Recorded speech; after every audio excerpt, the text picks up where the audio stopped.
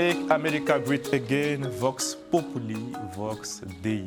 Donald Trump de retour à la Maison-Blanche après avoir remporté, à l'heure où on parle actuellement, l'État du Wisconsin, qui lui octroie de ce fait 277 grands électeurs. Il est assuré d'être le 47e président des États-Unis d'Amérique. Et pour analyser ce scrutin et surtout parler de l'impact de l'élection de Donald Trump sur le continent africain, je suis en compagnie de Lansine Camara, le doyen Lansine Camara, président de l'Union internationale des journalistes. Bonsoir doyen. Bonjour.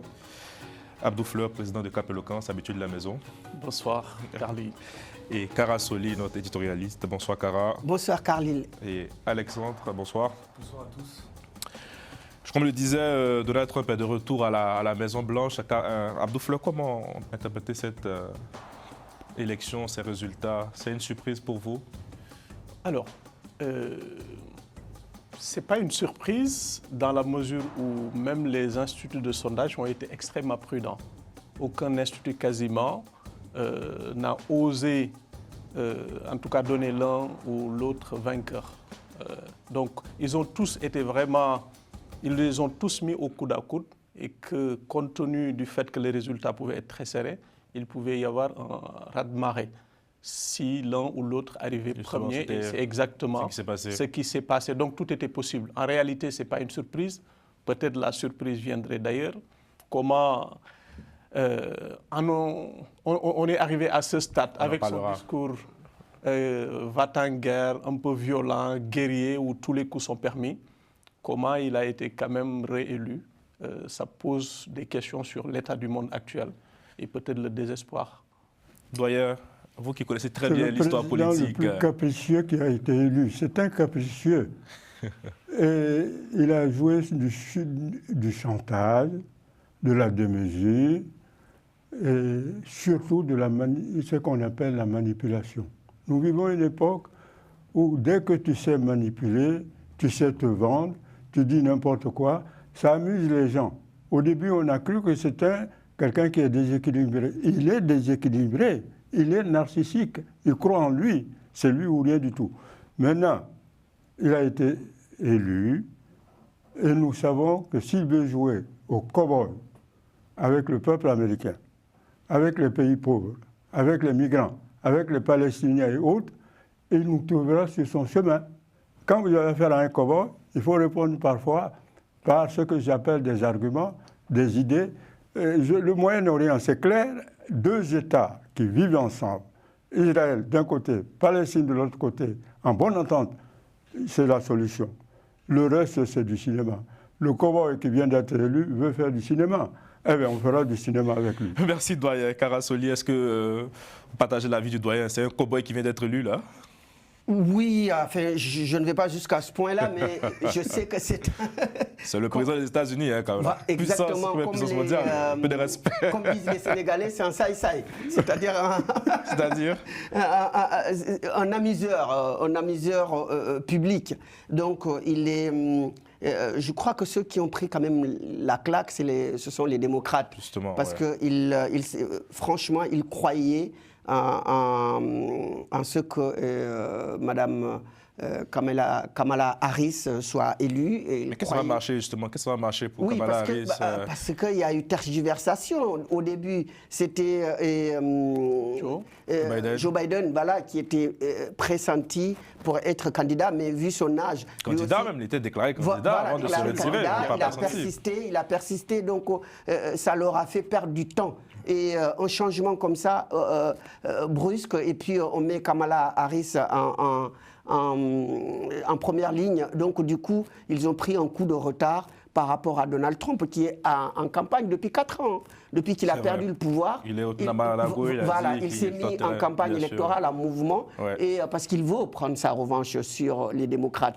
Et, donc c'est ce qui s'est passé. Mais ce que je voulais souligner seulement, c'est que quand il a pris le pouvoir, donc là, il est devenu un peu mesuré. Parce que j'ai écrit un certain nombre de ses déclarations. Quand il a fait de 8 heures à l'heure de Paris, 2 heures à Washington. Il dit il faut rendre hermétiques nos frontières. Les gens doivent venir on parlera de la question des frontières légalement en Amérique. je vais me battre pour les Américains, nous allons aider notre pays à guérir. C'est comme si le pays est malade. Il parle même d'âge d'homme et des États-Unis. Hein. Voilà. On reviendra sur cette question d'immigration, mais je veux qu'on s'arrête s'il vous plaît sur Kamala Harris. Est-ce que les Américains aussi ne sont pas prêts à envoyer une femme à la Maison-Blanche, surtout une femme noire? C'est la question qu'on va se poser là.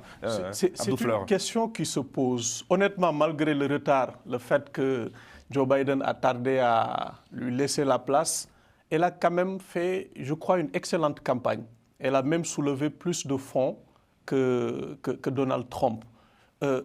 Et moi, je me pose la question, d'ailleurs la question devait être posée à l'endroit des femmes. Où sont les femmes? 53% de l'électorat sont des femmes. Et on se disait que si les femmes et les jeunes se mobilisent, elles pourraient éventuellement gagner. Donc la question mérite d'être posée. Avec Hillary, elle avait gagné le suffrage populaire. Malheureusement, elle n'a pas pu gagner les grands électeurs. Aujourd'hui, c'est le contraire. Totalement. Trump a gagné à la fois les grands électeurs, notamment les swing states, et surtout avec une longueur d'avance de quasiment 5 millions sur l'électorat. Est-ce qu'on peut, voilà, merci à Romain. C'est une question qui mérite d'être posée et honnêtement, elle avait toutes les chances aujourd'hui. Mais je crois que c'est une question de temps.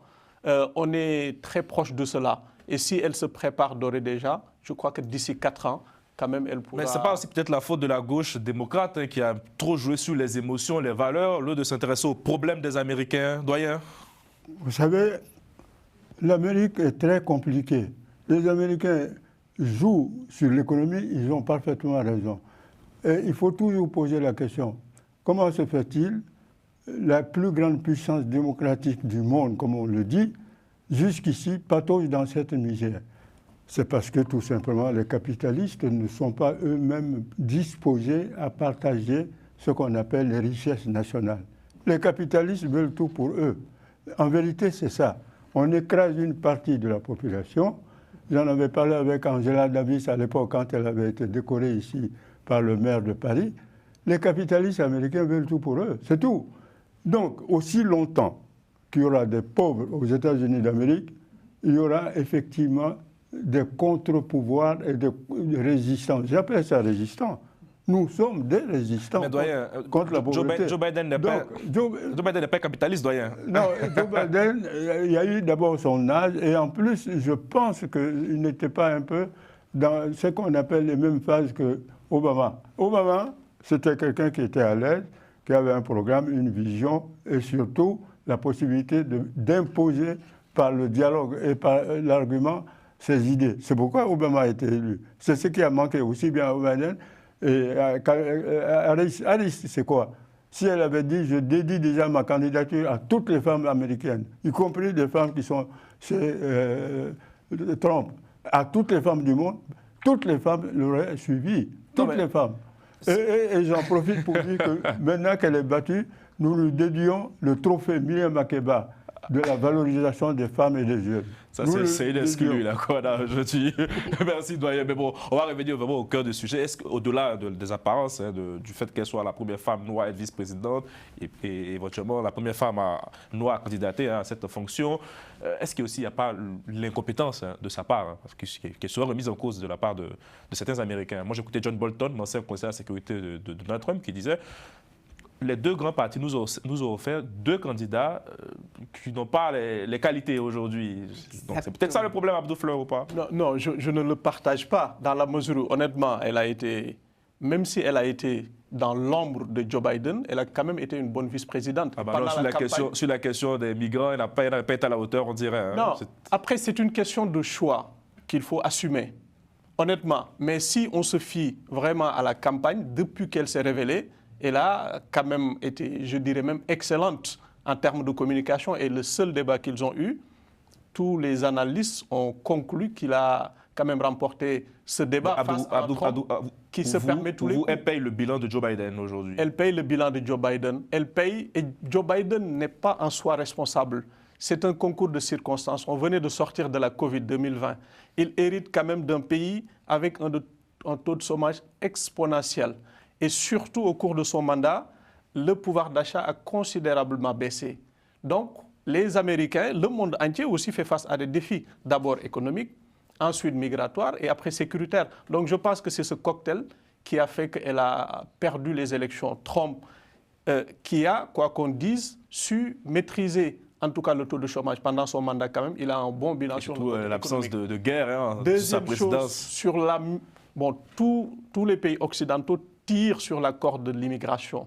Et beaucoup d'Occidentaux pensent que tout leur malheur est dû aux immigrés. Donc je pense que cumuler ces 3 facteurs, sécurité nationale, internationale, les guerres qui se multiplient, économique et migration, font qu'elle a peut-être perdu face à ce bilan un peu mitigé. Sur l'immigration, Kara, vous évoquez tout à l'heure la déclaration de Joe Biden, de Donald Trump, autant pour moi.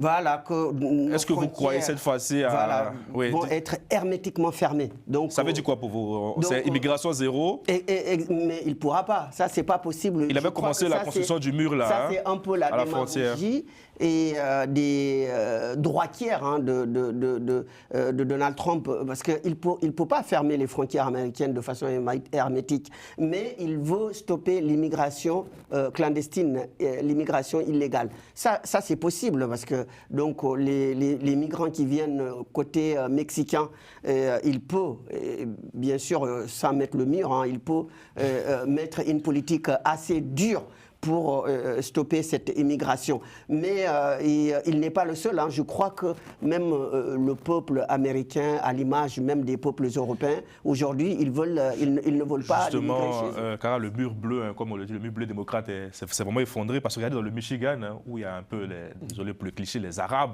ils sont votés en majorité aussi pour Donald Trump. Qu'est-ce que signifie tout ça? Je crois que ça, c'est l'handicap du sortant. C'est-à-dire qu'aux États-Unis, si on revient en arrière, on regarde très bien, on analyse bien, c'est que quand on est au pouvoir, si on n'est pas par exemple, si Joe Biden était jeune, et comme Obama, et il voulait un second mandat, je crois que ça aurait marché. Mais si ils ont toujours envie de changer. Donc, comme ce sont les démocrates qui étaient au pouvoir et que Kamala Harris est quand même comptable du bilan de Biden, donc du coup, les Américains veulent le changement et je crois en partie. Et puis aussi, comme tu l'as si bien dit, ils ne sont pas encore prêts à mettre une femme à la Maison-Blanche. Donc, comment les démocrates ont perdu le vote populaire quand on voit le Michigan comme ça? Mais parce que la communication n'est pas bien passée. Je vous ai dit que quand on est candidat, on doit avoir un bon projet et on doit l'appliquer par l'éloquence. Et il s'est trouvé que la pauvre Harris, à un moment donné, en tant que femme un peu plus ou moins déstabilisée par les injures, j'apprécie son sang calme.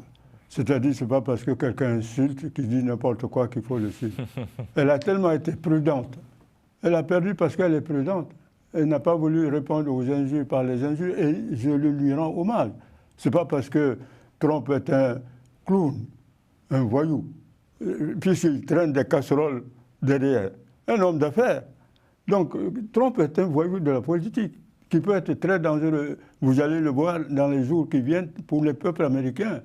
Donc, la pauvre, elle n'a pas su faire passer son message et en plus, elle n'a pas été vraiment soutenue par toutes les Américaines. Quand j'ai vu des femmes américaines soutenir Trump en disant, malgré son opposition à l'avortement, on va voter pour lui. Mais il faut quand même que ces femmes qui sont avec Trump comprennent que les femmes doivent disposer de leur corps. Mais justement, c'est notre combat. Donc les femmes ne l'ont pas soutenu comme ça se devrait. Et malheureusement, elle a perdu. Mais elle n'a pas tellement perdu parce que nous serons là pour remettre les choses dans leur contexte. C'est-à-dire, il faut des juridictions morales, il faut des hommes de valeur, il faut des hommes de paix. Et c'est ça le vrai combat. Ce n'est pas parce qu'il va fanfaronner à la Maison-Blanche qu'il va gagner. Le combat ne va pas gagner. Pas que la Maison-Blanche, c'est Mourad Maré, il a remporté aussi le Sénat, et peut-être même la Chambre des représentants. Donc, c'est la Trump-mania actuellement. Et c'est là où ce sera délicat. Soit ça passe, soit ça casse. Parce qu'il dispose de tous les leviers. Tous les pouvoirs, c'est clair. En plus du pouvoir judiciaire. Parce qu'il a là, c'est de l'attitude encore de nommer des juges, en tout cas de son parti. Donc, c'est délicat et surtout les conséquences au niveau international. C'est là que je veux qu'on en parle. Est-ce que c'est gage de stabilité pour l'ordre international? Porte à répondre par la négative. Quand on voit la Chine, très grande puissance, qui a souhaité une coexistence pacifique. Donc, il y a quand même des choses à craindre. Et quand on se fie aussi à son discours guerrier, va-t-en-guerre, la question de l'Ukraine est sur toutes les lèvres. Est-ce qu'il va suspendre l'aide? Suspendre l'aide, c'est désarmer complètement l'Ukraine. Le président Zelensky, en tout cas, serait la posture de la Russie, Vladimir Poutine? Le Moyen-Orient, quel est le sort qui sera réservé au peuple palestinien? Donc, autant de questions qui se posent aujourd'hui avec acuité. Mais, une fois de plus, le choix revient aux Américains, comme on dit. La majorité n'a pas toujours tort, mais la majorité a toujours raison. On peut avoir la majorité qui se trompe, mais malheureusement, c'est le choix des peuples américains. Et c'est malheureusement cette question que tout le monde doit se poser. Pourquoi partout dans le monde, les radicaux arrivent au pouvoir? Malgré ses déclarations, malgré son tempérament, malgré son caractère, ses mots violents, virulents, il a quand même été très bien élu, je dirais, si on se fie... Il n'y a pas match, comme on dit dans le jargon. Il n'y a pas match. Donc, c'est une question. Mais moi, je dis, juste il faut faire attention. Trump, quand il est arrivé, il a déchiré les accords de Paris. Les États-Unis sont sortis. Sur le climat, oui. Absolument. Et j'ai assisté au retour des Américains à l'UNESCO. Donc, c'est là où je dis qu'il faut faire très attention. Sa force, c'est America, Made America Great Again. Ça, je crois que c'est vrai, véritablement, c'est sur ce terrain qu'il a gagné. Sur le reste, on peut vraiment critiquer. Et les gens aussi ont besoin de sécurité. Malheureusement, dans tous les pays du monde aujourd'hui, on pense d'abord à manger à sa faim, au pouvoir d'achat, aller au marché, remplir son caddie, ainsi de suite. Le reste, ça vient après. Et c'est là où je crois qu'il a véritablement gagné. Mais sincèrement, je pense que le message a envoyé, pas seulement aux États-Unis, il y avait aussi en Argentine avec Javier Milei, aux Pays-Bas avec le gouvernement d'extrême droite qui arrive au pouvoir. C'est peut-être ça. La charité bien ordonnée commence par soi-même. Peut-être le message que les dirigeants n'ont pas entendu avant d'aller conquérir le monde, il faut d'abord balayer devant sa porte. Quel impact sur le continent africain? C'est la grande question lorsqu'on se réveille ce matin et qu'on voit les résultats. Il y a l'exemple, vous avez recueilli des propos exactement, de certains Africains. Mon micro et ma caméra qui m'ont servi de thermomètre pour mesurer la température dans la rue, notamment sur les relations Afrique et États-Unis.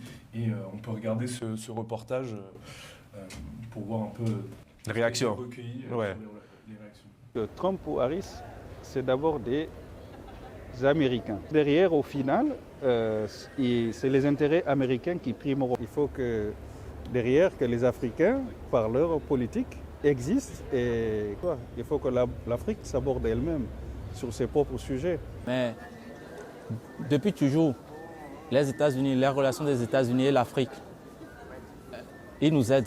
Mais en quoi l'Afrique est développée? On ne voit rien. Et déjà, moi, je suis partant pour Donald Trump. Pourquoi? Parce que sa politique, moi je dis, il faut avoir du changement dans un pays, il faut quelqu'un de pragmatique en fait. Quelqu'un qui, voilà, n'a pas la langue de bois en fait. Donc pour moi, Trump est le meilleur choix pour développer plus les États-Unis et plus pour aider l'Afrique à avancer en fait. À la base, tout en haut, là, il y a des dirigeants qui ont des idées et qui ne se tiennent absolument pas compte de la population pour pouvoir prendre leurs décisions. Nous, on voudrait être en paix, on voudrait être en sécurité, bien avec tout le monde, mais il y en a qui ne sont pas d'accord avec ça. Il n'a rien à rapporter à ce monde-là. Il est bon qu'à manger Buffalo Gris et tout. C'est le parallèle que je fais un peu avec cette élection et le parallèle qu'il y a avec, le rapprochement qu'il y a avec l'Afrique. C'est un peu comme ce qu'on voit avec la France et les Antilles. En fait, c'est que globalement, on a l'impression que toujours on trouve une idée pour cet endroit. En fait, alors qu'il n'y en a pas, il y en a zéro qui ont été faits. Ou que ce soit Trump ou que ce soit Madame Harris puissent s'intéresser à ce continent, à l'aider à s'évoluer et à faire de la démocratie. Parce que pour mettre ça en place, il faut vraiment que tous ces gens-là puissent s'intéresser et non nous regarder toujours, nous sommes corrompus, ceci, c'est là. Non, je ne pense pas. Il y a encore des gens bien en Afrique et il y a encore des présidents qui essayent de faire des choses, mais je pense qu'ils sont un peu empêchés. Merci Alexandre. Doyen, est-ce que... Alors, les pays africains ont intérêt à s'organiser eux-mêmes et de cesser de continuer à compter sur les autres. Trump les traite de merde. Il le dit sans complexe, ces pays de merde. Vous savez, quand à un moment donné, le président de l'Ouganda a soutenu Trump, j'ai été dépassé par cette sorte de sottise. Comment on peut donner le fouet à un cow-boy esclavagiste pour mieux vous fouetter? Il vous traite de merde, mais vous prenez vos distances. Il faut revoir les accords économiques, les accords culturels avec les États-Unis d'Amérique. Je le dis dès maintenant. Maintenant que le cow-boy est élu, il faut revoir les accords économiques, les accords culturels. Il faut dire aux Africains de ne surtout pas compter sur Trump. Il ne leur fera aucun cadeau. Maintenant, comme on a des dirigeants fanfarons, ils sont libres d'aller s'agenouiller devant Trump. Mais nous, peuple africain, modeste surtout, mais surtout panafricanistes et autres, puisque nous voulons un bon départ de notre continent, nous n'allons pas nous agenouiller devant Trump. Nous allons le combattre. Ça dépendra de ce qu'il va nous apporter, de ce qu'il va dire. S'il nous insulte, on ne va pas répondre par les injures, on va répondre par des arguments. Trump, il est aux États-Unis l'un des capitalistes, mais les plus, je dirais, mafieux. Il fait partie de la mafia internationale. Les Américains se sont laissés berner. Maintenant, je suis très content que Trump vienne parce que ça me donne du nouveau souffle. Quand j'ai affaire, moi, en tout cas en ce qui me concerne, nous, quand on a affaire à quelqu'un qui est tordu comme Trump, ce n'est pas moi qui le dis, les juridictions le disent. Le type est condamné plusieurs fois. Comment les Américains peuvent suivre ce type n'importe comment? Parce que maintenant, le type s'est bien vendu. Il fait partie de la démesure. Merci, doyen. Voilà. Merci beaucoup. Nous sommes prêts à le combattre. C'est un danger pour l'Afrique pour vous, Donald Trump? Ce n'est ni un danger ni une opportunité pour l'Afrique. C'est ma conviction.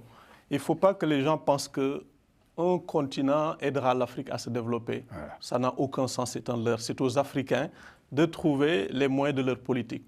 C'est ma conviction. C'est bien résumé par le général de Gaulle. Les États n'ont pas d'amis, ils n'ont que des intérêts. Si Trump voit des intérêts en Afrique, naturellement, il va essayer d'aller prendre ses intérêts en Afrique. Ni plus ni moins. Maintenant, c'est aux Africains aussi de s'unir. Les États-Unis d'Afrique, au moins par bloc, au moins par dynamique économique, dynamique sécuritaire, pour essayer au moins de créer des cadres de concertation, des cadres de dialogue, cadres de concertation sur le plan économique, sur le plan diplomatique, sur le plan sécuritaire pour faire entendre leur voix.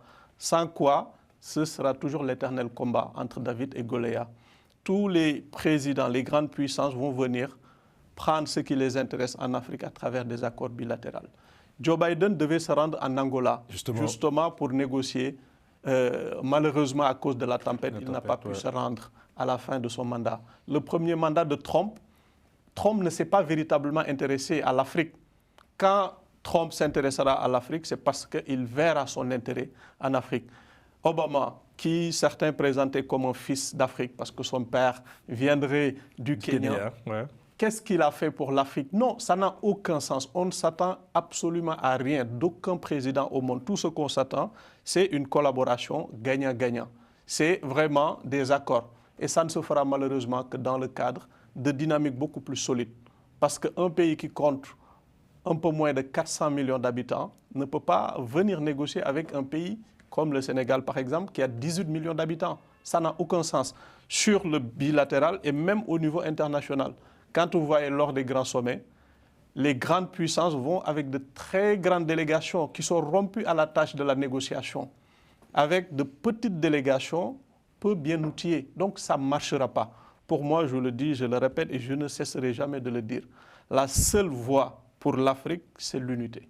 À défaut d'avoir les États-Unis d'Amérique, il ne faut pas rêver, ce n'est pas pour demain la veille, mais au moins au niveau de l'Afrique de l'Ouest, au niveau de la CEMAC, au moins on essaie d'avoir des dynamiques, on essaie vraiment d'unir nos forces pour peser sur la balance et pouvoir faire face à de grandes puissances, sans quoi, malheureusement, on sera toujours dans un éternel recommencement. Merci beaucoup Abdou Fleur, merci Karasoli, merci au doyen Lansana Camara, président de l'Union internationale des journalistes, merci Alexandre pour ce micro-trottoir, merci à Romain Kikodemek à la réalisation, et puis bon, make America great again. À demain. Ah ouais, merci.